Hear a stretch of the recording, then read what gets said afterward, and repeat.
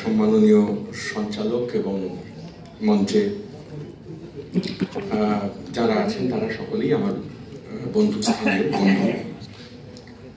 তাদের যথাযোগ্য সম্ভাষণ করে আমি আপনাদের সবাইকে শুভেচ্ছা জানিয়ে দু একটি কথাদের এবং গর্ব সচরাচর আমার খুব একটা হয় না কোনো কিছুতেই, কিন্তু তবুও এরকম দু একটা বিরল উপলক্ষ থাকে যেখানে একটু গর্ব করতে ইচ্ছা হয়।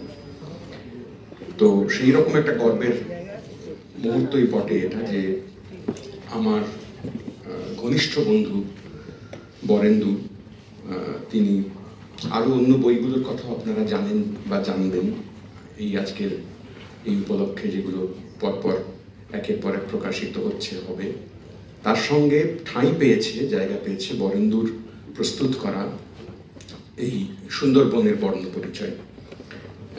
সেই কাজটি অন্য আরো যে গুরুত্বপূর্ণ ভারী ওজনদার বই বরেন্দু লিখেছেন তাদের ভিড়ে, তাদের সকলের অন্যগুলোর পাশাপাশি এই বর্ণ পরিচয় সেটাও জায়গা পাচ্ছে।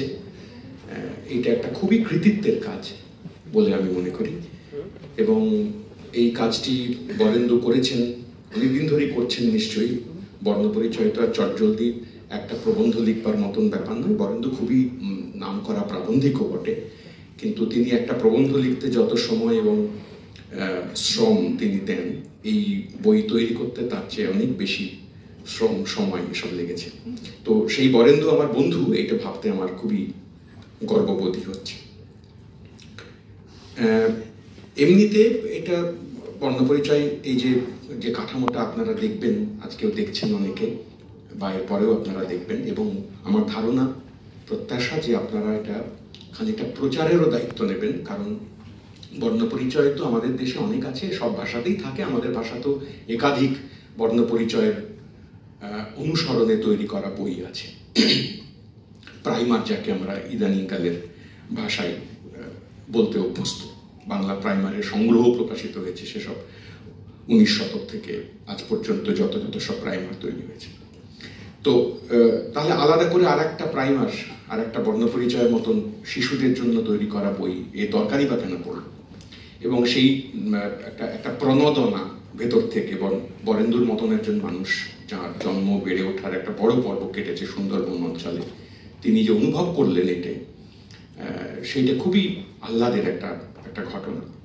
কেন এরকম দরকার হবে বর্ণ পরিচয়ের মতন সুন্দরবনের জন্য আলাদা করে? কেন বিদ্যাসাগরের বর্ণ পরিচয় দিয়ে কিংবা এইরকম আরো অন্যান্য মান্য যে সমস্ত খুবই চমকপ্রদ নামজাদা প্রাইমার আমাদের দেশে প্রাথমিক পাঠ হিসেবে যা আছে, তার পাশে আরেকটা এরকম বর্ণ পরিচয়, আরেকটা প্রাইমার কেন দরকার পড়লো?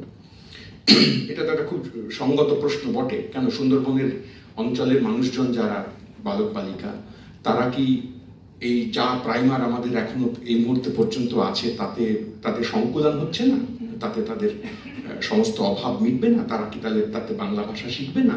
এতাবৎ সুন্দরবন চত্বর থেকে যে সমস্ত মানুষ এসেছেন উঠে, বরেন্দু সমেত আরো অনেকেই, তারা কি সেই সমস্ত প্রাইমার পড়েই বড় হননি? তারা কি বাংলা ভাষা কম শিখেছেন? এসব প্রশ্ন উঠতে পারে, যেগুলোকে আমি আপাতত অবজ্ঞা ভরেই দূরে সরিয়ে রাখছি। এসব প্রশ্নের উত্তর আপাতত ভাবার চেষ্টাই করছি না।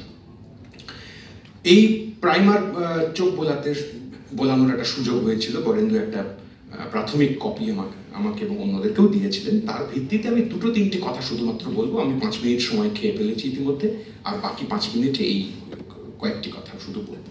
কেন এই প্রাইমারটি বা এইরকম আরো অনেক প্রাইমার আমাদের বাংলা ভাষায় প্রয়োজন? প্রাইমার যখন মানুষ লেখেন, যে কোনো মানুষ অথবা যে কোনো গোষ্ঠী, একদল, অনেকে, যেমন ভাবি হোক না কেন, সে তার মধ্যে আসলে ভরা থাকে সেটা হচ্ছে এই যে বড়রা কেমন ছোটদের চান, কেমন ছোট বড়রা প্রত্যাশা করেন, কেমন ছোট মানুষ, শিশু, বাচ্চা তারা হবে, কেমন ছোট থেকে কেমন বড়তে তারা গিয়ে পৌঁছবে, এই প্রত্যাশা অনুযায়ী প্রাইমার রচিত হয় সাধারণভাবে। শুধু আমরা একটা ছল রাখি বটে যে একটু ভাষা শেখাচ্ছি, একটু অক্ষর শেখাচ্ছি, বর্ণ শেখাচ্ছি, 2-4টে শব্দ শেখাচ্ছি, একটু বাক্য তৈরি করা শেখাচ্ছি, এরকম ছল একটা থাকে।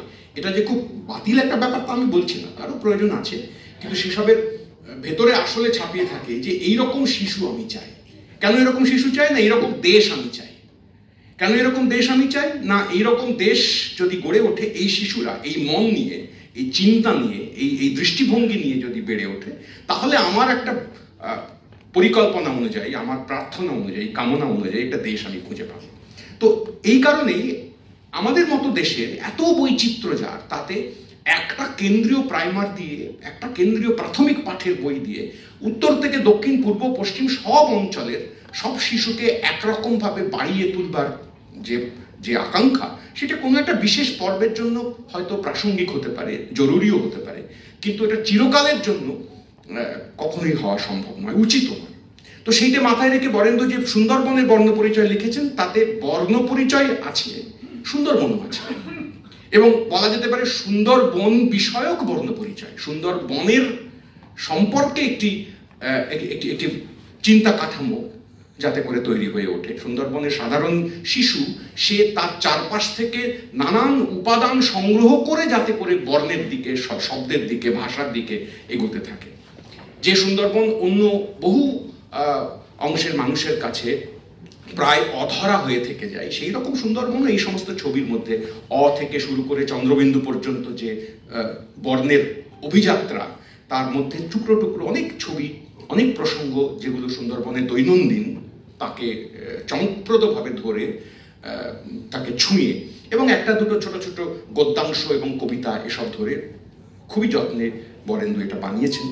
যেমন ধরা যাক, এই বর্ণ পরিচয়ে বিদ্যাসাগর থেকে, যোগীন্দ্রনাথ সরকার থেকে, এমনকি রবীন্দ্রনাথ থেকে, বা তারপরে আরো যে সমস্ত অন্যান্য প্রাইমার আছে সেসব থেকে রসদ নিয়ে, ইশারা ইঙ্গিত নিয়ে, কিন্তু তার থেকে সরে এসে চমকপ্রদভাবে বরেন্দ্র এই বর্ণ শেখাতে শেখাতে চমৎকারভাবে শিখিয়ে দেন যে দীর্ঘ ই পড়তে গিয়ে ঈশান চাচার জাল পাতে, আবার কয়েক কদম এগিয়ে ওই জাল প্রসঙ্গে আবার বর্গীয় জ বোঝাতে গিয়ে জাল ফেলেছে সত্য কাকা। সুন্দরবনের সাধারণ বাচ্চা, বালক বালিকা, সে জাল ফেলা এই কাজটির সূত্রে ঈশান চাচা আর সত্য কাকা এই দুটো মানুষকে অ্যাকোমোডেট করতে শিখে ফেলে শুধু নয়, তা সে দেখে, এবং সে দেখার একটা মান্যতা তার পড়ার বইতেও সে পায়। এরকম আরো অজস্র জায়গার কথা বলা যেতে পারে, আমি সবগুলো যাচ্ছি না, অন্য বক্তারাও আছেন, তারাও আপনাদের কাছে বলবেন। একেবারে প্রতিদিন যে সমস্ত অভিজ্ঞতার মধ্যে দিয়ে একটি শিশু যদি বর্ণ পরিচয়ের পরিসরের মধ্যে তার প্রবেশাধিকার না থাকে, তাহলেও যে সমস্ত শব্দ, যে সমস্ত বিশেষণ সে অবলম্বন করে বাঁচে, সেইগুলি তার বইয়ের পাতা থেকে আস্তে আস্তে উঠে আসতে থাকে। এসব ঘটে। পরিচিত দলবৃত্ত ছন্দ যাকে আমরা বলি, সেই পরিচিত দলবৃত্ত ছন্দের প্যাটার্ন অক্ষুণ্ণ রেখে কেওড়ার কথা আসে, রায়মঙ্গলের কথা আসে, ভেটকি মাছের যে চোয়াল শক্ত সেই খবরটির কথা আসে, গরানহাটার কথা আসে।